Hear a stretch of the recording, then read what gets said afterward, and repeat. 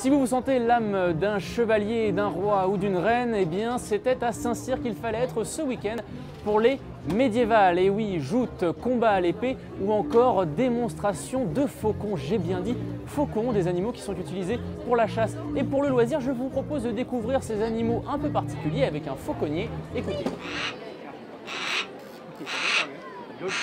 Les oiseaux de bas vol, qui sont les oiseaux comme il y a ici derrière moi, qui sont appelés des bus de Harris, plus communément autour mexicain. Ou alors il y a les oiseaux dits de haut vol qui sont ici comme le faucon lanier. C'est difficile à dresser ce type d'animaux? Tous les animaux en règle générale sont difficiles, ce qu'il faut c'est être patient et bien savoir comment s'y prendre. À partir de ce moment-là, c'est comme un cheval, si on veut obtenir par la force, on n'obtiendra jamais rien. Donc c'est toujours par la douceur, par la patience et le savoir-faire. Un savoir-faire qui impressionne les visiteurs massés autour de l'enclos de Laurent. Cette capacité à pouvoir dompter donc, cette nature sauvage, les animaux qui en principe vivent à l'air libre, qui sont assez sauvages, réussir à les dompter, à en faire utiliser leur force, leur capacité de chasse à des fins personnelles. Je trouve que c'est génial tout ça, quoi.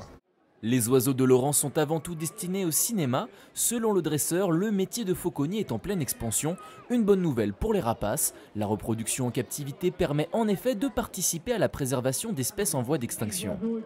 Les médiévales, l'occasion également pour le public d'assister à des tournois et d'en apprendre un peu plus sur le quotidien des seigneurs et des chevaliers, par exemple en période de guerre.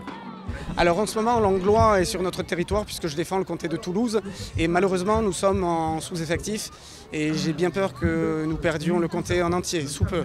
L'Aquitaine est déjà tombée. Des figurants et des cascadeurs professionnels ou bénévoles à 100% dans leur rôle pour le plus grand plaisir des visiteurs, venus nombreux samedi pour plonger dans l'histoire le temps d'un après-midi.